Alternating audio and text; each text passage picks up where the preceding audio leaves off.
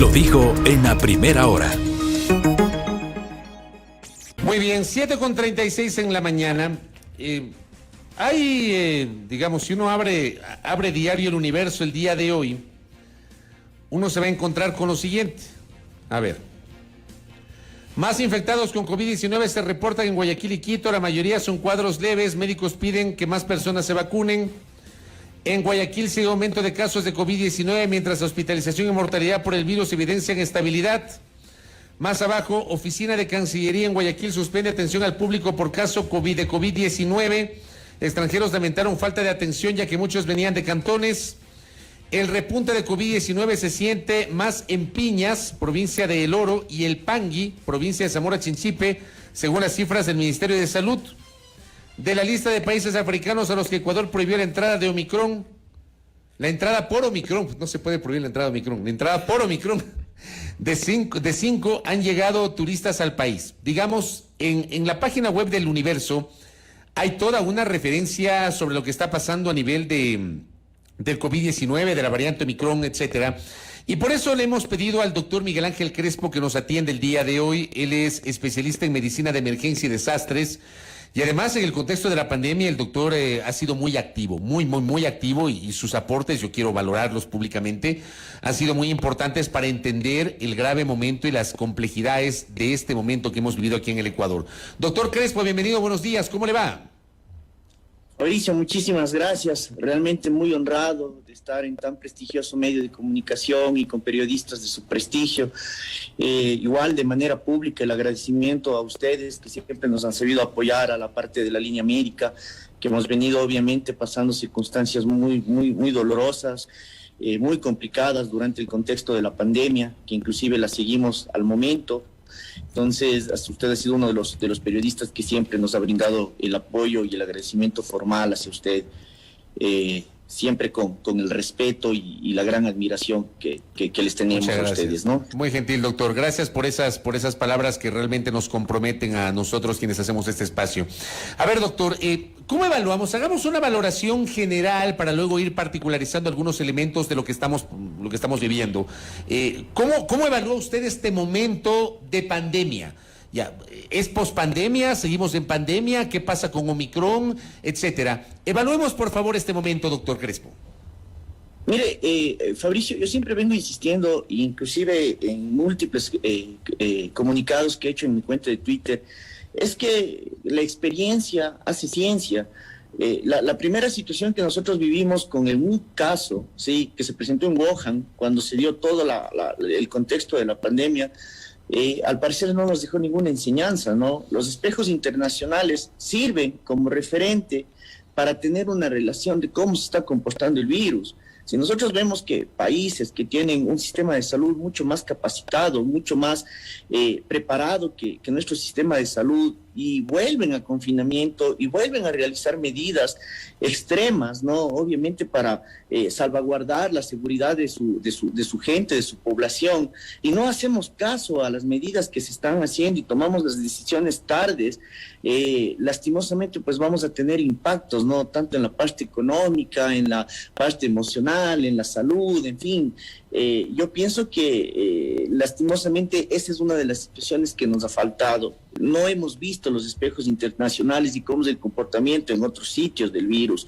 Eso debería ser una alarma muy importante para nosotros y nuestra población, para tomar decisiones radicales y evitar obviamente que la mortalidad aumente y que un sistema de salud ya colapsado que tenemos en los actuales momentos no nos lleve a unos escenarios antiguos, ¿no? En los cuales inclusive alcanzamos a ser número 1 en mortalidad. La ciudad de Guayaquil en un tiempo fue número 1 en mortalidad a nivel del mundo. Muy importante tomar estos espejos para determinar cuáles son las conductas a seguir.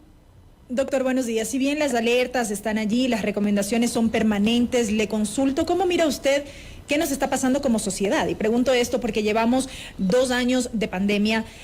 A lo largo de este tiempo hemos sido testigos de la presencia de nuevas variantes. La más reciente, la Omicron, no llega todavía al Ecuador, al menos de lo que se conoce. Y tenemos episodios como los del pasado viernes en Quito a propósito de las fiestas y todo lo que es de conocimiento público. Sí, a ver, nosotros debemos entender cuál es el comportamiento del virus. A la gente siempre le preocupa la letalidad y las posibilidades de morirse frente al virus, y todavía no hay un entendimiento de lo que realmente implica esto. El virus, como unidad vital, siempre va a tratar de subsistir. A la par que nosotros hacemos una guerra continua con vacunas, con medidas de protección, en fin, con toda la situación que nosotros hemos venido realizando, el virus también, dentro de la supervivencia como unidad vital, va a hacer modificaciones en sus cadenas, en sus estructuras para no desaparecer. Frente a esta situación, es muy importante que la población entienda y que haga un análisis comparativo del primer virus. Cuando nosotros determinamos el primer virus, las mutaciones que tenía el primer COVID alcanzaban más o menos en su espiga de transmisión, donde se da toda esta réplica celular, alcanzaba más o menos unas 2 mutaciones aisladas e identificadas. La nueva cepa o la cepa de Omicron tiene 32 mutaciones identificadas. El rango de contagio que nosotros teníamos con el primer virus en 5 metros daba un rango de contagio de 2 personas. Con variante Delta, en 5 metros el rango de contagio era de 8 personas. Con Omicron, el rango de contagio en 5 metros es de 14 a 16 personas.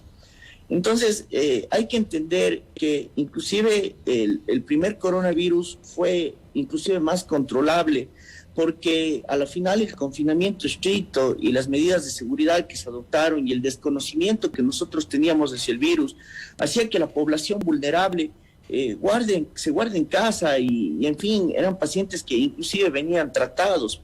¿Cuál es la situación actual epidemiológica que nosotros vivimos? Si bien es cierto, quizás los casos han disminuido en su totalidad, parcialmente, debemos analizar que los pacientes que nosotros tenemos en las unidades, y lo hablo como médico de primera línea, las capacidades y el índice de ocupación cama en todas las unidades no ha disminuido. Es más, súmele a esto la falta de medicación que existe en el país. Pacientes crónicos, pacientes con enfermedades catastróficas, no reciben la medicación adecuada, entonces sus enfermedades se ven obviamente complicadas. Por ejemplo, un paciente diabético acude a la emergencia con cetoacidosis, con estado hiperosmolar, en fin, con todas las variantes de la diabetes, secundado a la falta de medicación que hay. Si nosotros tenemos de nuevo un repunte de casos, los hospitales ya no van a estar dotados para atender a este tipo de pacientes. Y quizás la mortalidad no sea tan grande, pero si nosotros tenemos un rango de contagio altísimo, con muchas personas contagiadas, estas personas van a ocupar el sistema de salud y van a disminuir la capacidad resolutiva que nosotros tenemos para brindar atención a nuestros pacientes crónicos. Y estos pacientes van a morir, la mortalidad va a aumentar. Entonces va a colapsar el sistema de salud. Esta es la situación que se debe entender. Por eso es que nosotros pedimos empatía, solidaridad, pedimos que se guarden las medidas, porque lastimosamente la población que no se cuida es la población que quizás más resiste, pero un anciano, un inmunosuprimido, un diabético, que son personas que excepcionalmente se cuidan. Yo puedo decir que a ciencia cierta que son las personas que más se cuidan, porque obviamente temen morir, respetan su enfermedad. Es injusto que todas las medidas que se les puede brindar a estos pacientes que ya están descuidados o que no están tratados, sean vulnerados o sean suplantados por gente que quizás no se vacuna, por gente que quizás no toma las medidas de seguridad, quizás gente que no anda con la mascarilla, en fin. Esta es la situación real. Nosotros tenemos, qué sé yo, un ejemplo, terapia intensiva.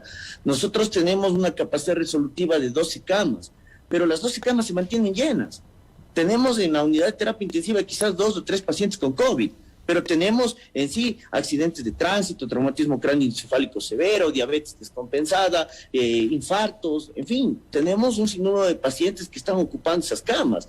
Y súmele a eso, como le decía, la falta de medicación que existe a nivel nacional, a nivel de todas las instituciones, aumenta la mortalidad. Lastimosamente no se está determinando, no se está haciendo pruebas. El contexto de la pandemia implica determinar mortalidad en gente que se vacunó su primera dosis, gente que se vacunó sus dosis completas, gente que no se ha vacunado, gente que ya está reforzada su tercera dosis. Entonces, hay que tomar medidas estrictas, ¿no?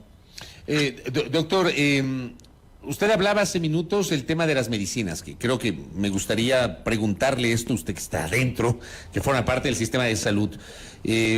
Realmente hay un durísimo desabastecimiento de medicamentos e insumos, como han denunciado pacientes, familiares. Incluso hace pocos días hubo una manifestación en 5 hospitales de 3 ciudades, 2 de Quito, 1 de Guayaquil y 1 de Cuenca. 2 de Quito, 2 de Guayaquil, 1 de Cuenca, me parece que eran 5 hospitales en estas 3 ciudades, en demanda del tema de los medicamentos. Le hago esta reflexión porque el fin de semana por ahí alguien dijo que era mentira, que había desabastecimiento de medicamentos. Le pregunto, efectivamente no hay medicamentos en los hospitales, y esto quiero atarlo a estas complejidades del momento que vivimos de la pandemia del COVID, doctor.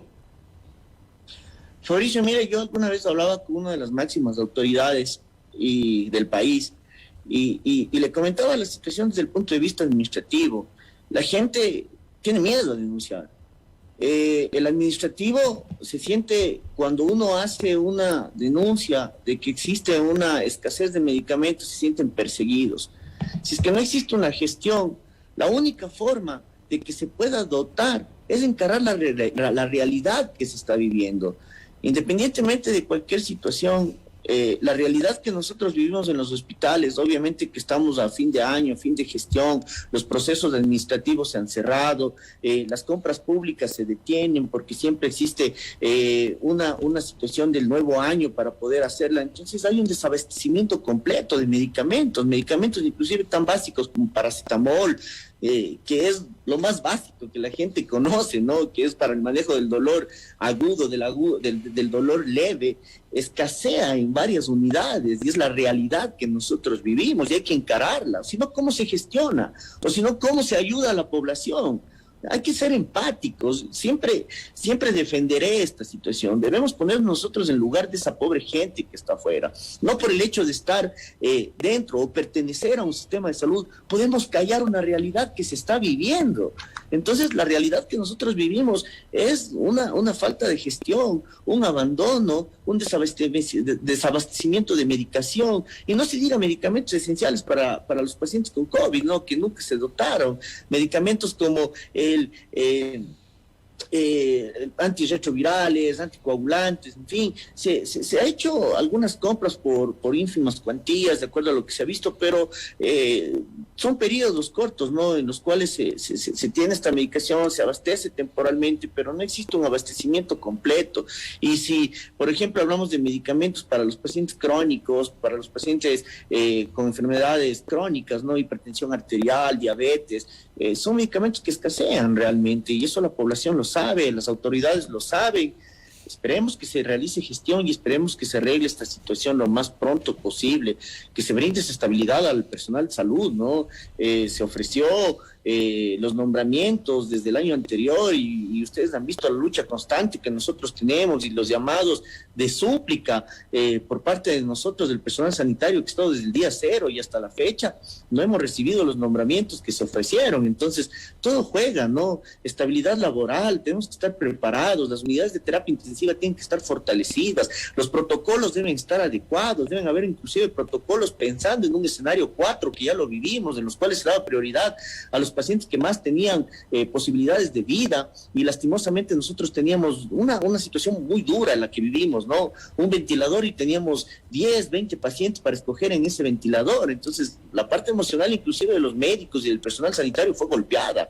Fue muy dolorosa la situación que vivimos, ¿no? Y yo pienso que todas las familias a nivel del país fueron golpeadas por esta situación. Gente que inclusive no entró a despedirse de sus familiares, que entraban ya al protocolo de protección, aislamiento, y no alcanzaron ni a despedirse de sus familiares. Entonces, a mí sí me llamaba mucho la atención ver cómo en Quito, en las fiestas, la avenida Shiris, en fin, porque yo también trabajo en la ciudad de Quito, ver con la gente como si no hubiese pasado nada, como si nunca hubiésemos vivido esta situación. Entonces, realmente sí hay que hacer un llamado de atención.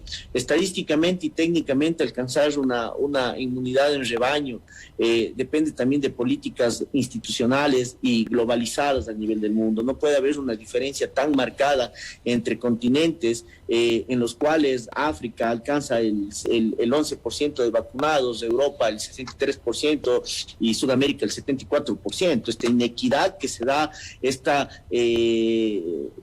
la principal causa para que estas variantes puedan hacer, porque la única forma que nosotros hemos tenido y que se ha demostrado que realmente disminuye la mortalidad en nuestros pacientes es la vacunación. Doctor, ¿es posible pensar quizá en un nuevo confinamiento, de pronto no en los mismos términos, con las mismas características en este caso de aquel confinamiento de 2020, pero confinamiento al fin? Y lo pregunto porque es parte de esta preocupación que se mantiene latente entre los ciudadanos. Mire, lastimosamente la situación de la irresponsabilidad que se tiene a nivel del medio es grande. Hablar de levantar las medidas de confinamiento quiere decir que la gente salga, que la gente se desmande, que exista el reporte que hace el ECO 911 del saldo de fiestas de Quito es increíble, ¿no? La cantidad de denuncias de accidentes de tránsito, de riñas callejeras, de violencia, es espeluznante. Mire, frente a este grado de inconsciencia que existe a nivel de la población, volver a un confinamiento es la única forma, y un confinamiento inclusive pensar de medidas estrictas, porque lastimosamente somos mal llevados. Mire, estábamos supuestamente en estado de excepción. No quisiéramos nosotros, el personal sanitario, pensar que los estados de excepción son dirigidos, ¿no? Cuando se vienen protestas, cuando se vienen reclamos, cuando se viene luchar por los derechos, se lanzan estos estados de excepción para, obviamente, quizás limitarnos, ¿no? Pero fiestas de Quito, ¿qué pasó con el confinamiento? ¿Qué pasó con el estado de excepción que estaba planteado, ¿no? Eso me llama la atención y nos llama la atención a todos. Entonces, sí pensamos que deberíamos ya inclusive ser más técnicos. El COE Nacional, hay que hacer un llamado de atención muy grande. El COE Nacional lastimosamente está manejado por las mismas personas que no aprendieron de la pandemia y que estaban en el gobierno anterior, y siguen manejando por las mismas personas que sugieren, ¿no? Se sugiere esto, se sugiere el otro, se sugiere cerrar las fronteras, cuando los casos, el crecimiento exponencial que tiene el virus en el primer coronavirus ya nos demostró que por una persona se infectan 2, por 2, 4, por 4, 16, por 16, 246, y en fin, exponencialmente, ¿no? Cerrar fronteras ya cuando existe un reporte de aproximadamente 200 casos de la nueva variante a nivel del mundo. Pensar que la diseminación y pensar que la propagación no se va a dar, pues es ilógico, ¿no?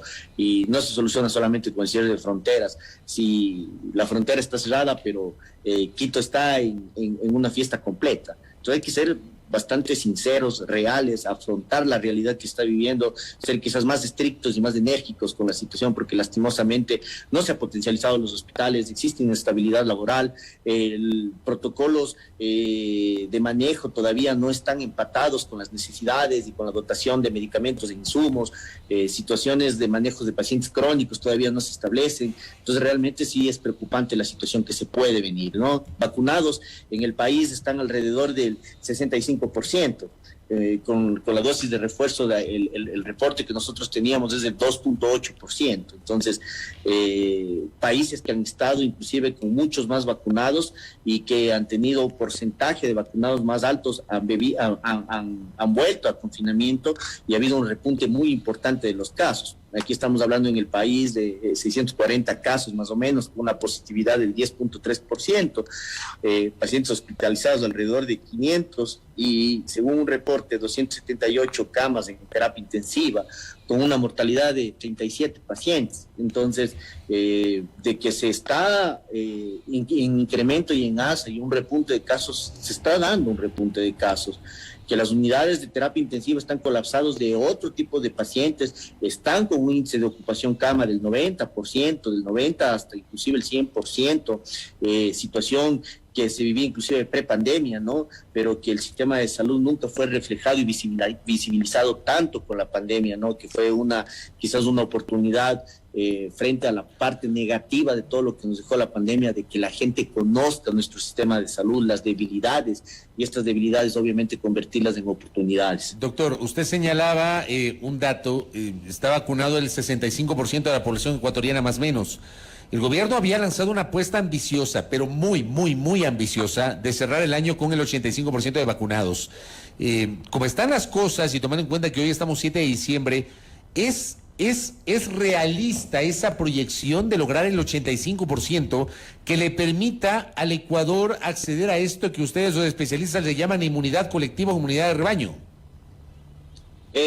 Hay que ser muy claros, Fabricio, en una situación.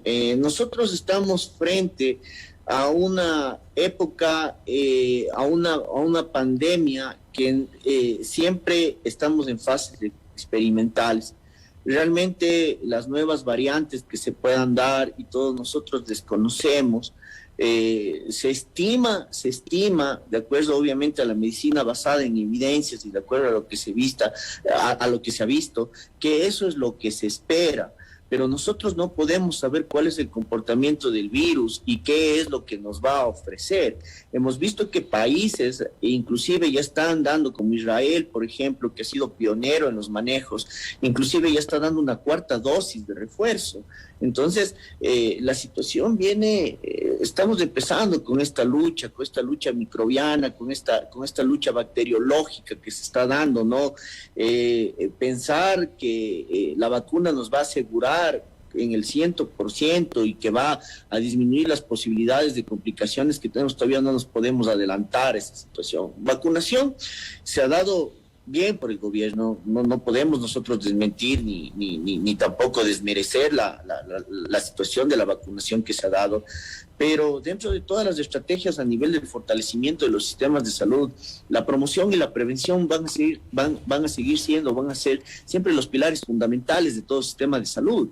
Si nosotros tenemos un 65% de pacientes vacunados y todavía tenemos una situación de aproximadamente el 35% de gente que no está vacunada, se debe identificar cuáles son estos grupos de riesgo y cuáles son estas personas y obviamente tratar de incentivar o quizás utilizar varias estrategias para que la gente se vacune y obviamente, insisto, ver los espejos internacionales, ver lo que está ocurriendo en países con mejores sistemas de salud y tratar de aplicarlos. Si la gente no se quiere vacunar, pues que no se vacune, no se le puede exigir, pero tampoco a las personas que no se vacunan tengan una actitud irresponsable frente a la gente que sí estamos vacunados. Si no quiere vacunarse, no se vacune, pero utilice la mascarilla, guarde el distanciamiento, avise que no está vacunado, trate de no acudir a eventos sociales que se están dando. Entonces, esto es una situación de corresponsabilidad. Obviamente nosotros siempre vamos a apoyar campañas de vacunación, siempre vamos a apoyar las situaciones positivas que quizás se dan. Nunca ha habido una situación de desestabilización, nunca ha habido una crítica destructiva, siempre hemos estado focalizados en una crítica constructiva, desde elementos reales, desde elementos que estamos viviendo en nuestros entornos y nuestras realidades hospitalarias. Muy bien, doctor. Le quiero agradecer por estos minutos. Solamente un dato adicional que me escribe a la transmisión de Facebook, de YouTube, Soledad de la Minia. Dice, fui con mi pequeña de 6 años al Hospital San Francisco de Quito, esto está en Carcelén. por una dolencia le recetaron paracetamol de 170 mililitros y ni eso hay. O sea, hay complejidades con el abastecimiento de medicamentos, doctor. Aquí nos confirma una de nuestras oyentes. Sí, totalmente. Mire, el problema radica, y en este sentido quiero ser bastante claro, ¿no?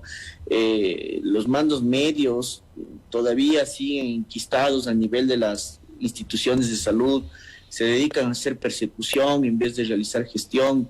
Vivimos nosotros una situación muy complicada a nivel del personal sanitario que estamos, y obviamente, como le digo, el desconocimiento de la parte de la gestión administrativa es una de las principales debilidades de nuestro sistema de salud. Yo soy médico emergenciólogo, no soy neurocirujano, no puedo operar cabeza siendo médico emergenciólogo, sería una irresponsabilidad de mi parte. Vemos administrativos que no tienen la más mínima formación en administración hospitalaria, en gerencia en salud, en administración, y manejan las unidades hospitalarias. Obviamente siempre supeditados a una situación de que si yo hablo puedo comprometer mi puesto, y no se piensa en el colectivo, no se piensa en la gente.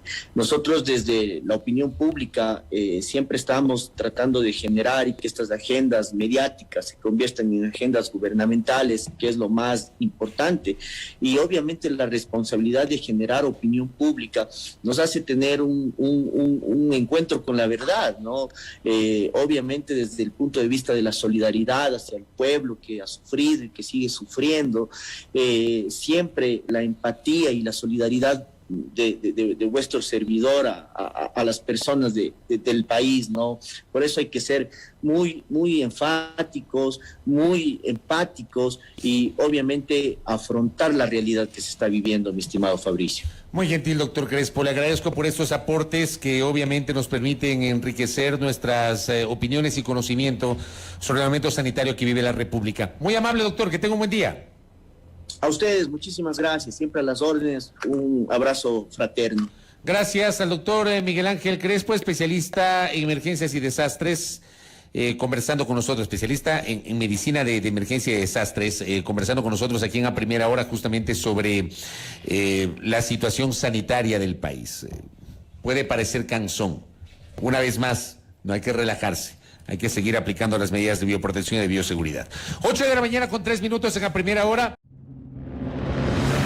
Primera plana. Todas las noticias, todas las voces.